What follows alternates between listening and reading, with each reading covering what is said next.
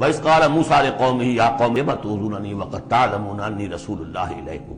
یاد کرو جب کہ کہا موسیٰ نے اپنی قوم سے، اے میری قوم کے لوگوں کیوں مجھے ایذا دے رہے ہو، کوفت پہنچا رہے ہو، تکلیف دے رہے ہو۔ وَقَدْ تَعْلَمُونَ أَنِّي رَسُولُ اللَّهِ إِلَيْكُمْ، جبکہ تم جانتے ہو میں اللہ کا رسول ہوں۔ میرے نزدیک یہاں رسول بمانی نبی کے ہے۔ حضرت موسیٰ بنی اسرائیل کے لیے نبی تھے، رسول نہیں۔ رسول تھے الی فرعون۔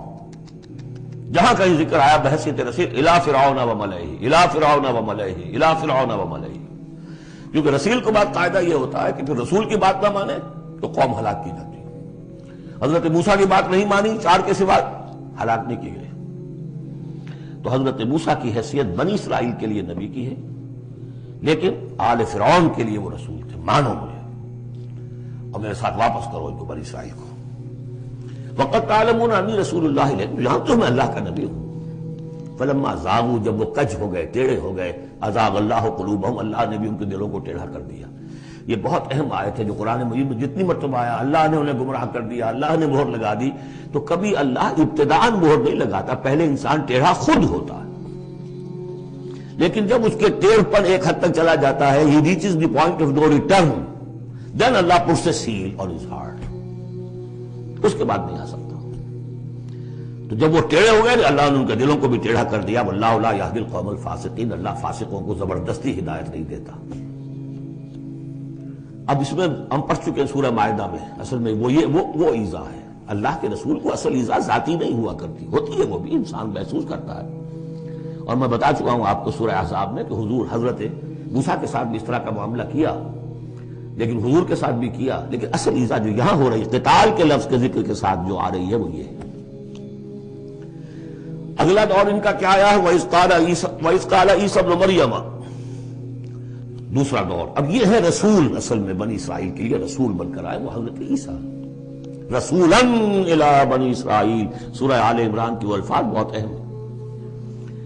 وَإِذْ قَالَ عِيسَى ابْنُ مَرْيَمَ يَا بَنِي إِسْرَائِيلَ إِنِّي رَسُولُ اللَّهِ إِلَيْكُمْ، اور جب یاد کرو جب کہ کہا عیسیٰ ابن مریم نے، اے بنی اسرائیل میں اللہ کا رسول ہوں تمہاری طرف، مصدقا لما بین یدی من التوراۃ، اور میں تصدیق کرتے ہوئے آیا ہوں اس کی جو میرے سامنے ہے تورات میں سے، ومبشرا برسول، اور بشارت دیتے آیا ہوں ایک رسول کی، یاتی من بعدی، جو میرے بعد آئیں گے، اسمہ احمد، جن کا نامی احمد ہے، صلی اللہ علیہ وسلم، احمد مجتبی۔ فلما جاءہم بالبینات، یہ وہی حضرت عیسیٰ کے بارے میں جب وہ آئے کھلی نشانیاں لے کر، معجزے لے کر، عظیم ترین معجزے لے کر، قالوا ھذا سحر مبین، انہوں نے کہہ دیا یہ تو سحر مبین ہے۔ ومن اظلم ممن افترا، اب یہ تیسرا دور ہے، اب محمد رسول اللہ آ گئے صلی اللہ علیہ وسلم، اور وہ ہم پڑھا ہے سورہ بنی اسرائیل میں، عسیٰ ربکم ان یرحمکم وان عدتم عدنا، اے بنی اسرائیل تم ہمارے لاڈلے تھے، اس میں کوئی شک نہیں، ہم نے تمہیں چنا تھا، اخترناہم علی علم، لیکن تم نے اپنی بد عملی کی وجہ سے اپنے آپ کو راندہ درگاہ بنا لیا، لیکن ہماری محبت اب بھی موجود ہے۔ عسیٰ ربکم ان یرحمکم، تمہارا رب اب بھی تمہیں رحم کرنے کے لیے تم پر تیار ہے، وَإِنْ عُدْتُمْ عُدْنَا، لیکن تمہارا طرز عمل وہی رہا جو پہلے تھا، تو ہم بھی وہی کچھ کریں گے جو ہم نے پہلے کیا، اسی طرح پٹوائیں گے تمہیں۔ نبوکدنضر سے پٹوایا، اور گریک سے پٹوایا، اسیرین سے پٹوایا، رومن سے پٹوایا، اور اب اس صدی میں آ کر جرمن سے پٹوایا۔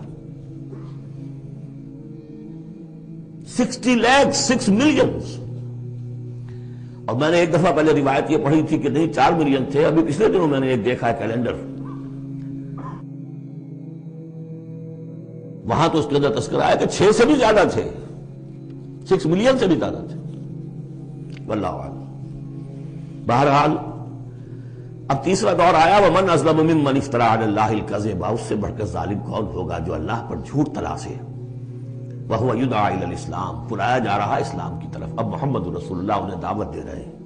واللہ لا یہدی القوم الظالمین، اللہ ایسے ظالموں کو زبردستی ہدایت نہیں دیتا۔ عسیٰ ربکم ان یرحمکم، لیکن اس کے بعد فرما دیا اگلی آیت میں، ان ھذا القرآن یہدی للتی ہی اقوم، یہ قرآن ہے، شاہدرا ہے، ہماری رحمت کا شاہدرا قرآن حکیم، داخل ہونا ہے، آؤ داخل ہو جاؤ۔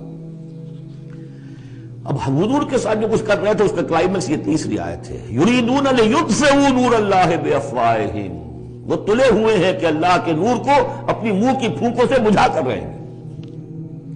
یہ خاص یہود کے بارے میں ہے یہ آیت، اچھی طرح سمجھ لیجیے.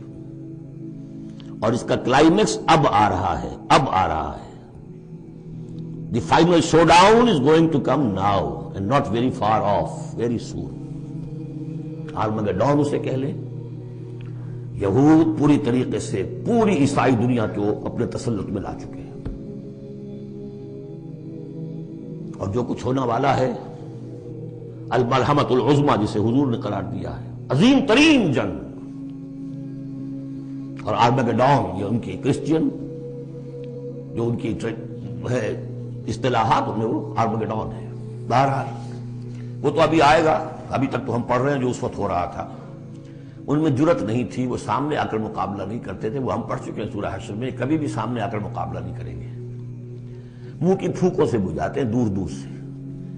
یہ استعارہ ہے کہ سامنے آ کے مقابلہ نہیں کرتے، سازشیں کرتے ہیں. منہ سے تو آدمی بات ہی کرتا ہے نا، سازشیں کر کے اس کو ابھارو، اس کو لے آؤ، اس سے حملہ کروا دو، قریش کو لے آؤ، فلاں کو لے آؤ. ان میں دم نہیں ہے. اسی کو کہا ہے مولانا ظفر علی خان نے، نور خدا ہے کفر کی حرکت پہ خندہ زن، پھونکوں سے یہ چراغ بجھایا نہ جائے گا. یریدون لیطفئوا نور اللہ بافواہہم واللہ متم نورہ ولو کرہ الکافرون. اللہ اپنے نور کا اتمام فرما کر رہے گا خواہ یہ کافروں کو کتنا ہی ناگوار ہو. یہ جو آیت آئی ہے اس سے پہلے سورہ توبہ میں، یریدون ان یطفئوا نور اللہ بافواہہم ویابی اللہ الا ان یتم نورہ ولو کرہ الکافرون. اتنا سا فرق ہے، باقی آیت جو کی تو ہے. اب تیسرا حصہ ہے سورت کا. اب حضور کی بعثت کس لیے ہوئی؟ هو الذی ارسل رسولہ بالہدی ودین الحق لیظہرہ علی الدین کلہ. یہ خاص آیت میں آپ کو بتا چکا ہوں کہ انبیاء کی بعثت، رسولوں کی بعثت کے لیے بشیر، نذیر اور مذکر، مربی، معلم، یہ سارے الفاظ، شاہد، یہ سب مشترک ہیں. یہ صرف محمد رسول اللہ کے لیے ہے اور 3 دفعہ ہے. وہی ہے اللہ جس نے بھیجا اپنے رسول کو صلی اللہ علیہ وسلم، الہدا، کامل ہدایت نامہ جو ان پر کامل ہو گیا، اور دین حق، وہ میزان جو دی گئی تھی تمام انبیاء کو، وہ میزان اب کامل ہو کر دین حق، سچا، مکمل، عادلانہ، مبنی بر عدل و قسط نظام زندگی ہے جو بن گیا. کس لیے بھیجا ہے؟ لیظہرہ، سے غالب کریں. یہ نہیں وہ پامال رہے اور 30 لاکھ لوگ حج کرتے رہے بس. اللہ خیر صلی اللہ. رہ گئی رسم ادا روح بلالی نہ رہی، فلسفہ رہ گیا تلقین غزالی نہ رہی. یہ 30 لاکھ آدمی اگر کفن باندھ لیں اپنے سر سے تو دنیا میں انقلاب آ جائے گا. نہ آ جائے. حج کری آؤ، رمضان کا عمرہ کراؤ. ریچولز، ریچولز، حرام سے کمائی کرو اور عمرے کرو. هو الذی ارسل رسولہ بالہدی ودین الحق لیظہرہ علی الدین کلہ ولو کرہ المشرکون. مشرکوں کو تو یہ پسند نہیں ہوگا. مشرک چاہیں گے توحید کا نظام قائم ہو جائے، اللہ کی حکومت پوری زندگی پہ قائم ہو جائے. اور مشرک کون ہے؟ مشرک صرف بت پرست نہیں ہے. سب سے بڑا مشرک وہ ہے جو کہ ہیومن سوورنٹی کا اعلان کر رہا ہے. وہ تو خدائی کا اعلان کر رہا ہے. بت پرست نے تو یہی سمجھا ہوگا یہ کوئی دیوی ہے، دیوتا ہے، کوئی ہماری سفارش کر دے گا. اس کے علاوہ وہ تو خدا بن رہے ہو تم کہ ہم حاکم ہیں. یہ دعویٰ تو نمرودیت کا دعویٰ ہے، یہ دعویٰ تو فرعونیت کا دعویٰ ہے. حاکم ہم ہیں. الیس لی ملک مصر وہذہ الانہار تجری من تحتی. فرق یہ ہے کہ وہ ایک شخص ہوتا تھا، آپ پوری قوم، بس اور کچھ بھی نہیں. وہ کبھی پسند نہیں کر سکتے. تصادم ہونا ناگزیر ہے. جہاد کرنا پڑے گا، کشمکش کرنی پڑے گی. اب وہ کون کریں گے؟ جو اللہ کو ماننے کا دعویٰ کرے اور رسول کو ماننے کا دعویٰ کرے. اگلی آیت پڑھ لیجئے. یا ایھا الذین آمنوا هل ادلکم علی تجارۃ تنجیکم من عذاب الیم. اے ایمان کے دعوے دارو، کیا میں تمہیں بتاؤں وہ تجارت جو تمہیں دردناک عذاب سے چھٹکارا دلا دے. تؤمنون باللہ ورسولہ وتجاہدون فی سبیل اللہ باموالکم وانفسکم. ایمان لاؤ اللہ پر جیسے کہ ایمان لانے کا حق ہے. سورہ نساء میں بھی پڑھ چکے ہیں ہم. یا ایھا الذین آمنوا آمنوا باللہ ورسولہ والکتاب الذی نزل علی رسولہ. سورہ حجرات میں ڈیفینیشن مومن کی یہی ہے، انما المؤمنون الذین آمنوا باللہ ورسولہ ثم لم یرتابوا وجاہدوا باموالہم وانفسہم فی سبیل اللہ. تؤمنون باللہ ورسولہ وتجاہدون فی سبیل اللہ باموالکم وانفسکم ذالکم خیر لکم ان کنتم تعلمون یغفر لکم ذنوبکم ویدخلکم جنات تجری من تحتہا الانہار۔ وہ تمہارے لیے تمہارے گناہ بخش دے گا، تمہیں داخل کرے گا ان باغات میں کہ جن کے نیچے نہریں بہتی ہوں گی، اور ان باغات میں مسکن دے گا، مساکن طیبہ، بہت پیارے، بہت اعلیٰ، فی جنات عدن، ریزیڈینشل گارڈنز میں۔ ذالک الفوز العظیم، یہی بڑی کامیابی ہے۔ یہ بہت اہم نکتہ ہے، بندہ مومن کی نگاہ اس کامیابی پر جمی ہونی چاہیے، دنیا کی کامیابی پہ نہیں، دنیا میں دین کی کامیابی پر بھی نہیں۔ آپ حیران ہو یہ کیا کہہ رہا ہے؟ نصب العین صرف آخرت۔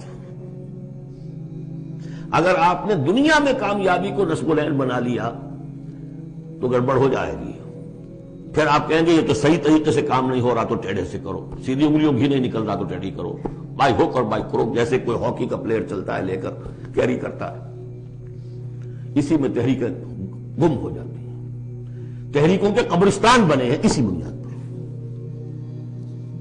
تم دیکھو تمہارا فرض یہ طریقہ کار یہ، اس طریقے پہ کام کرتے رہو، نتیجہ نکلے نہ نکلے تمہیں اس سے کوئی بحث نہیں۔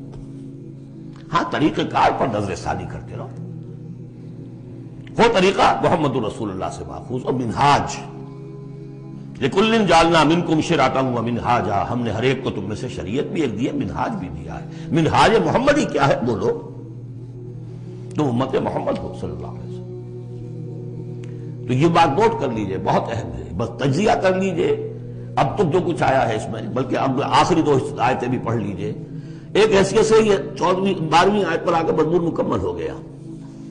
ذالک الفوز العظیم، بڑی کامیابی ہے یہ۔ البتہ دنیا میں ایک اور بونس کی شکل میں ہے، وَأُخْرَىٰ تُحِبُّونَهَا، ایک اور شے جو تمہیں بہت پسند ہے۔ اللہ کی نگاہوں میں تو اس کی کوئی حیثیت نہیں، اس لیے کہ اللہ کی نگاہ میں تو اگر وہ کرنا ہی چاہے تو دین حق کو غالب کر دے آنے واحد میں۔ اللہ تو تمہیں دیکھ رہا ہے بس کہ تم نے کتنی کچھ جانفی شانی کی، کہ چونکہ تمہارا امتحان ہے، لیکن تمہاری نگاہوں میں بہرحال انسان ہو تم، بربنائے طبع بشری انسان چاہتا ہے کہ جو کچھ ہم کریں اس کا نتیجہ بھی اگر نظر آ جائے تو کیا کہنے۔ وَأُخْرَىٰ تُحِبُّونَهَا، اور وہ دوسری چیز اور بھی جس کا جو تمہیں پسند ہے، وہ کیا ہے؟ نصر من اللہ وفتح قریب، اب اللہ کی طرف سے مدد آیا چاہتی ہے اور فتح تمہارے قدم چوما چاہتی ہے۔ لیکن یہ ظاہر بات ہے یہ کب اتری ہے، یہ میں آپ کو بتا چکا ہوں، اس کو سمجھیے سورہ صف کو، سورہ احزاب کا ضمیمہ، وَبَشِّرِ الْمُؤْمِنِينَ، یہی الفاظ آئے ہیں، اور اے نبی اس کی بشارت دے دیجئے اہل ایمان کو۔ قول میں حضور کا آپ کو سنا چکا ہوں، آپ نے فرما دیا تھا غزوہ احزاب کے بعد، لن تغزوکم قریش بعد عامکم ھذا، اے مسلمانوں اب اس سال کے بعد قریش تم پر چڑھ کر نہیں آ سکتے، ایگزاسٹ ہو چکے، وَلَٰكِنَّکُمْ تَغْزُونَہُمْ، اب تمہاری طرف سے انیشیٹو ہوگا، اور وہ انیشیٹو تھا کہ جو عمرے کے سفر کی نیت سے آپ نے کیا، صلح حدیبیہ ہو گئی، اور اِنَّا فَتَحْنَا لَكَ فَتْحًا مُبِينًا کی آیت اتری۔ اور دوسری چیز آخرت میں یا ایک روحانی جو مقام تمہیں اس سے حاصل ہوگا، تم اللہ کے مددگار کا قرار پاؤ گے، اس سے اونچا کوئی مقام ہو سکتا؟ یا ایھا الذین آمنوا کونوا انصار اللہ، اگر تم اللہ کے دین کا جھنڈا اٹھانے کے لیے اپنی جانیں لگا رہے ہو تو کس کے مددگار ہو؟ اللہ کا دین ہے، جھنڈا اس کا ہے، اور یہ فرض منصبی اصل تھا محمد کا، تو ان کی بھی مدد ہے، من انصاری اللہ آگے آ جائے گا۔ اہل ایمان اللہ کے مددگار بنو، کما قال عیسیٰ ابن مریم للحواریین، جیسے کہ کہا تھا عیسیٰ ابن مریم نے اپنے حواریین سے، من انصاری اللہ، کون ہے میرا مددگار اللہ کی راہ میں۔ دیکھیے جیسے بیعت کی نسبتیں آئی تھیں دو، بیعت حضور سے، بے اللہ سے، لہذا تیسرا ہاتھ اللہ کا۔ وہی مسئلہ یہ ہے، نصرت اللہ کی، لیکن میری نصرت اللہ کی طرف۔ اللہ کی نصرت کیسے کرو گے؟ میری نصرت کرو اللہ کے راستے میں، محمد رسول اللہ والذین معہ۔ اب بھی طریقہ جو فطری ہے وہ یہی ہے، جس کو بھی اللہ ہمت دے دے وہ کھڑا ہو۔ میں نے تو یکسو ہو کے فیصلہ کر لیا، میں نے تو اب اسی کے لیے جینا، اسی کے لیے مرنا ہے، آؤ بھائی کون میرے ساتھ آتا ہے؟ من انصاری اللہ، میں تو چل رہا ہوں، وہ ساتھی ملے گا تب بھی چلوں گا، نہیں ملے گا تب بھی چلوں گا۔ اب کون میرے ساتھ آتا؟ من انصاری اللہ، جو ہاتھ میں ہاتھ دے اس کا ساتھی ہے۔ اذ قال عیسی ابن مریم للحواریین من انصاری اللہ قال الحواریون نحن انصار اللہ۔ اگرچہ وہ مددگار تھے حضرت عیسیٰ کے، حقیقت میں تھے اللہ کے، بظاہر عیسیٰ کے، حقیقت اللہ کے۔ فآمنت طائفۃ من بنی اسرائیل، تو بنی اسرائیل دو گروہ میں تقسیم ہو گئے، ایک وہ جو ایمان لے آیا اور ایک وہ جو کفر پر اڑا رہا۔ وکفرت طائفہ فأیدنا الذین آمنوا علی عدوہم، تو ہم نے مدد کی ان کی جو ایمان لائے تھے ان کے خلاف، کہ جنہوں نے کفر کیا تھا ان کے دشمنوں کے خلاف۔ فاصبحوا ظاہرین، بالآخر وہی کامیاب ہوئے۔ لیکن یہ کامیابی آسانی سے ہاتھ نہیں آئی تھی، اچھی طرح سمجھ لیجیے گا۔ 300 برس لگے ہیں حواریین مسیح کو، اور ان کے اصل پیروکار جو تھے حضرت مسیح کے، وہ سختیاں انہوں نے جھیلی ہیں۔ تاریخ انسانی میں اگر آپ لیں گے ایک مقدار کی حیثیت سے تو اتنی زیادہ قربانیاں شاید کسی نبی کے ساتھیوں نے نہیں دی۔ ایک ہے ایک چیز جو ہے وہ سمٹ کر آ گئی ہو چھوٹے تھوڑے سے وقت میں، وہ ہے حضور کا معاملہ، یہ حضور کا اور آپ کے ساتھیوں کا۔ لیکن جتنے طویل عرصے تک اور جس قدر شدید پرسیکیوشن، عام خیال یہی، اور میں بھی اس کا قائل ہوں، کہ سورہ یاسین میں جو ذکر ہے، وہ جو 2 رسول بھیجے گئے اور پھر تیسرا بھیجا گیا، وہ اصل میں حواریین مسیح تھے، رسول کے رسول تھے، اللہ کے رسول نہیں تھے براہ راست۔ اسی طریقے سے آپ کو معلوم ہے جو پرسیکیوشنز ہوئی ہیں ان کی، جس طریقے سے انہیں ستایا گیا ہے، جو اصحاب الاخدود تھے وہ بھی عیسائی تھے، جن کو کہ یہودیوں نے جلایا، ابو نواس نے، وہ بھی عیسائی تھے، حضرت مسیح کے ماننے والے۔ اسی طریقے سے یہ 7 سلیپرز کون تھے جو جان بچا کر گئے تھے؟ اصحاب کہف عیسائی تھے۔ رومی شہنشاہیت تھی، بت پرستوں کی شہنشاہیت تھی، اس میں جو کچھ پرسیکیوشن ہوئی ہے وہ تو 300 عیسوی میں پھر رومن امپائر نے عیسائیت قبول کی ہے۔ اس کے بعد سے پھر ظاہر بات ہے، چاہے عیسیٰ کو وہ صحیح طور پر مانتے ہیں، غلط طور پہ مانتے ہیں، عیسیٰ کے ماننے والے ہیں، وہ کہتے ہیں وہ حرام زادہ ہے، وہ کہتے ہیں کہ نہیں وہ اللہ کا بیٹا ہے، بس اتنا ہی فرق ہو گیا، وہ ایک انتہا کو نکل گئے، وہ دوسری انتہا کو نکل گئے۔ باسٹرڈ کہتے ہیں کھلم کھلا، سن آف مین، اور وہ لوگ کہہ رہی اللہ کا، لیکن مانتے تو ہے نا، یہ انکار کرتے ہیں۔ تو مان ہمارے ہاں بھی کتنے ہی لوگ ہیں حضور کے رتبے کو جب نعتوں میں بیان کرنے آئیں گے، اللہ سے کم چھوڑتے ہیں، اللہ سے اوپر بنا دیتے ہیں۔ اوتار کا عقیدہ تو میں آپ کو بتا چکا ہوں، وہی جو مصطفی عرش تھا خدا ہو کر اتر پڑا وہ مدینے میں مصطفیٰ ہو کر۔ مدینے کی مسجد میں منبر کے اوپر بغیر عین کے ایک عرب ہم نے دیکھا، عرب میں سے عین نکال دے کیا رہ جائے گا؟ رب۔ کون ہے کہنے والا؟ یہ مسلمان، محمد کا امت ہی ہے۔ تو یہ جو انتہائیں ہوتی ہیں، غلو ہوتا ہے، یا اہل الکتاب لا تغلو فی دینکم، تو غلو ہم کم ہے کم کرنے والے۔ کون سا جرم ہے جو پچھلوں نے کیا ہم نے نہیں کیا، سوائے اس کے کہ اس قرآن کی تحریف ہم نہیں کر سکے، اس کے متن کی، بس۔ اور وہ اس لیے کہ اسپیشل پروٹیکشن اللہ کی تھی۔ یہ ہے سورہ صف۔ ایک سورت بھی سمجھ میں آ جائے تو زندگی کا راستہ بالکل واضح ہو جاتا ہے۔ البتہ یہ جو قتال اس میں بتایا گیا، میں نے عرض کیا تھا قتال ایسا نہیں ہے کہ اٹھاؤ ہتھیار جاؤ نعرہ مارو اور خودکشی کر لو، ٹکرا جاؤ۔ اس کا ایک پروسیس ہے، پہلے اس کے لیے مردان کار چاہیے، ایسے مردان کار جن کے دلوں میں اللہ کی محبت کے سوا دنیا کی کوئی محبت نہ رہ گئی ہو، جو ہم سورہ شورى میں پڑھ چکے ہیں۔ فما اوتیتم من شیء فمتاع الحیاۃ الدنیا وما عند اللہ خیر وابقى للذین آمنوا وعلی ربہم یتوکلون۔ طالب آخرت بن چکے ہو، واقعتاً کہنے کی حد تک نہیں، زبانی کلامی نہیں، فی الواقع۔ پھر ان کے اندر وہ اخلاص اور خلوص، پھر ایک نظم کی پابندی، ایک لیڈر کے ساتھ عہد، جو کہو گے۔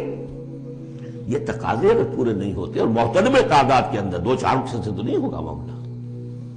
4 کا ہوتا معاملہ تو حضرت موسیٰ کے ساتھ بھی تھے، 3-4 تو اور 150 تو اور بھی شاید نکل ہی آتے، کوئی ذرا اور محنت کرتے، لیکن نہیں، محترم تعداد، ریکوزٹ نمبر۔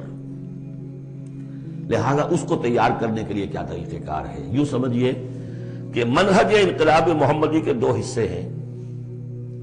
اوپر کا حصہ ٹکراؤ، تصادم، وہ سب کو معلوم ہے، غزوہ بدر، غزوہ احد، غزوہ احزاب، فلاں فلاں کس کو نہیں معلوم؟ لیکن اکبر الآبادی کا بڑا پیارا شعر ہے، خدا کے کام دیکھو بعد کیا ہے اور کیا پہلے ہے، نظر آتا ہے مجھ کو بدر سے غار ہرا پہلے۔ کہانیاں تھی، جو سوچ و بچار تھا، پھر اس نے 12 برس تک مکے میں جو دعوت، تبلیغ، تربیت، تزکیہ، تعلیم، تنظیم، یہ کام کیا ہے۔ یہ ہے جس کا نتیجہ سامنے نظر آتا ہے۔ چاہے تمہارے جسم کے ٹکڑے اڑا دیں، تم نے ہاتھ نہیں اٹھانا۔ یہ ارادہ آسان کام ہے کوئی؟ بلی کو بھی آپ گھیر لیں اگر کسی کونے میں تو وہ آپ پر حملہ کر دے گی۔ ڈیسپریٹ آدمی 2-3 کو مار کر مرے گا، ایسے نہیں مر سکتا آدمی۔ آدمی بڑی شے ہے، لیکن اجازت نہیں ہے۔ یہ تیاری جو کرائی ہے محمد رسول اللہ نے، تو ایک ہے تصادم کا مرحلہ اور ایک ہے تصادم کے لیے آدمی تیار کرنا۔ آدمی فراہم کیسے کرے، تیار کیسے کرے؟ اس کو میں نے قرار دیا ہے منہج انقلاب نبوی کی اساسی منہاج۔ ایک ہے تکمیلی منہاج، تصادم، ٹکراؤ، جنگ۔ اساسی منہاج ہے how to procure proper people, procurement of people and then their training. یہ ہے مسئلہ، اور اس کا مرکز و محور قرآن ہے۔ اگلی سورہ، سورہ جمعہ، اسی سے بحث کر رہی ہے۔ یوں سمجھ لیجئے کہ بعثت محمدی کا مقصد، اس کے لیے تصادم کے مراحل، یہ سورہ صف میں، لیکن اس کے لیے مردان کار کی تیاری کا عمل سورہ جمعہ میں۔